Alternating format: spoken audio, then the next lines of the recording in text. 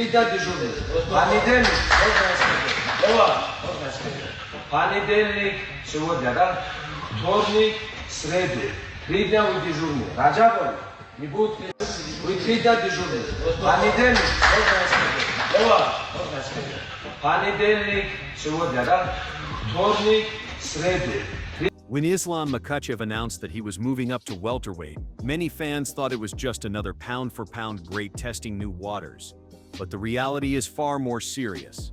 Makhachev isn't just stepping into the 70-pound division, he's walking straight into a storm. His opponent at UFC 322 is one of the most dangerous rising forces in the sport right now, Della Maddalena. This isn't a tune-up fight. This isn't a showcase. This is a collision of two elite athletes.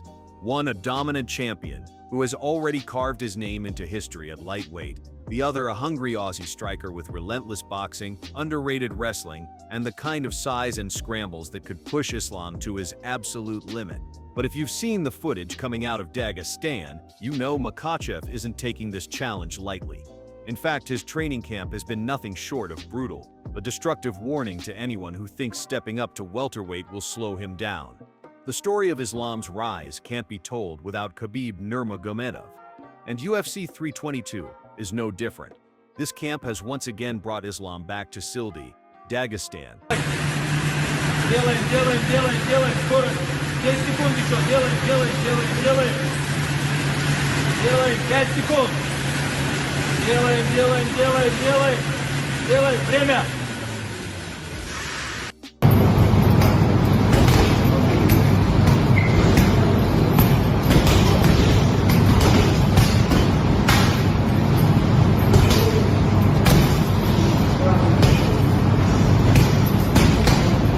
A place known for breeding champions. Under KHABIB's direction, the energy is relentless. There are no shortcuts, no easy days. Islam himself joked during camp, "We thought it was a light day, maybe just some running." But when KHABIB's there, it's never light. 12 rounds on the bag, sparring in the morning and running in the rain at night. That's the culture KHABIB brings. One way, hard work, every single day. And for Islam, that mindset is the weapon that has kept him undefeated in 14 straight fights. The footage is intimidating. Fighters like Tegir Ulanbekov, Zubaira Tukugov, Umar and Usman Nurmagomedov, all killers in their own right, rotate in as sparring partners. They don't just drill technique, they push Islam into exhaustion, and then keep going. There are clips of Islam sprinting up muddy hills in the rain, his breath steaming in the cold Dagestani air. There are wrestling sessions where his teammates try to hold him down, only for him to escape with suffocating pressure. And there are those legendary sparring days, where KHABIB himself is barking instructions, no mercy, no breaks. If Della Maddalena was wondering whether Islam would come into this fight undersized or unprepared, the answer is clear: he's preparing for war. One of the biggest questions heading into UFC 322 is how Islam will look physically at 170 pounds. It's very hard. When Khabib with us in the camp, you don't have too much options, you know. Today, honestly, we start to like with the team. We start one guys to go Khabib. Maybe tomorrow sparring we can some rest, do some rest. Yeah. Okay, you just go to the light and do like 30 minutes running. Yeah. Okay, like easy training, you know. Yeah. But when we came to the gym, 12 rounds is the boxing bags. Yeah. And after everybody run, it's not easy, you know. Damn. And tomorrow, 10 in the morning, we have sparring. This guy, he don't know his other way. Yeah. Just one way, hard work. Now, At lightweight, he's always been strong, but moving up means facing naturally larger opponents. That's why his strength and conditioning work has been so important. Videos show Islam bench pressing 100 kilograms for reps, deadlifting 220 kilograms, and squatting 120 kilograms, all while weighing just 76 kilos, 167 pounds. These aren't bodybuilding lifts. They're functional, explosive movements that translate into fight-ending power and endurance. Islam is building the kind of strength that doesn't just win fights. It breaks opponents mentally when they realize they can't move him. Now, it's not all blood and sweat. There are lighter moments too. Clips show Islam demonstrating judo throws on teammates, laughing as he dumps them onto the mats. In another, he balances on a stack of unstable mattresses, working on core strength while his teammates cheer and push him around. It's a reminder that this camp, as brutal as it is, still carries the Dagestani bond of brotherhood. They train hard, they joke hard, but they never lose sight of the goal: sharpen every weapon for battle. If there's one area where Islam remains unmatched, it's grappling. His sessions at this camp have been particularly vicious. Teammates are seen struggling against his chokes, one even pretending to pass out to escape. It's playful on the surface, but the message is clear. Islam's control is suffocating. Every drill emphasizes timing, leverage, and adaptability. He isn't just practicing takedowns. He's working on the small details that make his game impossible to prepare for. Trips, sweeps, transitions, and chain wrestling that force opponents to constantly defend, leaving them exhausted within minutes. For Della Maddalena, whose game is built on boxing rhythm and breaking opponents down slowly, Islam's ability to disrupt timing and drag fights to the mat may be the single greatest threat. Here's where things get interesting. Too often, people reduce Islam to a grappler. But ask anyone who's watched his recent fights. His striking is massively underrated. Take his last fight against Dustin Poirier. That was a 5-round fight fought almost entirely on the feet, and Islam swept all 5 rounds before submitting Poirier late. Yet fans still walked away saying Dustin had success. In reality, Islam's jab, his counters, and his ability to control distance were flawless. He outboxed one of the best boxers in lightweight history. But because he's been so dominant, fans grade him differently. With Islam, domination is expected, so people only notice the rare moments when opponents land back. That's the mistake Della Maddalena cannot afford to make. Underestimating Islam's striking could be a fatal error.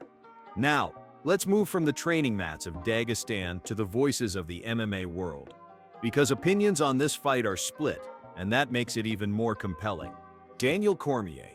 DC is giving Jack plenty of respect. He acknowledges JDM's size, boxing, and underrated grappling, but he stresses that Islam brings something Jack hasn't faced before: relentless trips, cage pressure, and the ability to make him wrestle early. Cormier warns that JDM might survive normal takedowns, but Islam's style is a different beast. Israel Adesanya. On the opposite side, Adesanya isn't holding back. He's backing JDM to knock Islam out. He points to Jack's scrambles, size, and underrated explosiveness, predicting that Islam may find himself in deeper waters than expected. Ian Gary. The Irishman sits on the fence, calling it razor close. He praises Islam's complete game, but admits that Jack's physicality and boxing make him a very real threat.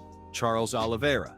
Oliveira, who has felt Islam's suffocating grappling firsthand, believes the Dagestani thrives at welterweight. He notes that Jack's style is about breaking opponents down slowly, but Islam's grappling doesn't give you time to build momentum. If he gets Jack down, it could be the beginning of the end. Khamzat Chimaev. Chimaev doesn't overcomplicate it. He's backing Islam without hesitation, confident his teammate gets the job done. John Wood. Coach John Wood calls it a fascinating fight. He sees holes in Islam's entries, but until someone truly breaks the KHABIB-style blueprint, he won't bet against him. Of all the voices, KHABIB's is perhaps the most striking.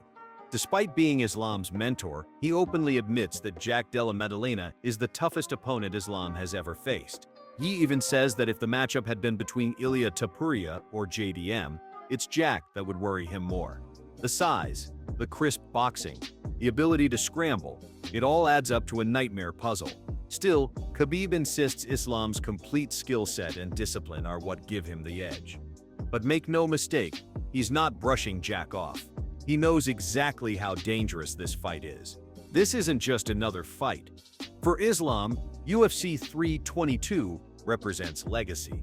If he beats Della Maddalena at welterweight, he's no longer just the lightweight king, he's a 2-division terror, someone who could challenge the very idea of weight classes. For Jack, this is the opportunity of a lifetime. Beating Islam Makhachev doesn't just earn him a belt. It cements him as the man who stopped one of the most dominant champions in UFC history. And that's why this fight has fans and analysts so divided. Here are our final thoughts. We've seen the destructive training camp. We've heard the experts. We've felt the energy building. But now the question falls to you. Does Islam Makhachev's suffocating pressure, underrated striking, and legendary Dagestani discipline carry him to yet another dominant victory? Or does Della Maddalena's size, crisp boxing, and resilience shock the world at UFC 322? One thing is certain, when the cage door closes, there will be no easy way out. So fight fans, who are you backing in this monumental clash? Drop your predictions in the comments below. And if you enjoyed this breakdown, don't forget to like, subscribe, and stay tuned. We'll be covering every twist and turn leading up to UFC 322. Until then, stay sharp and get ready for war. Thanks for watching. See you in the next round.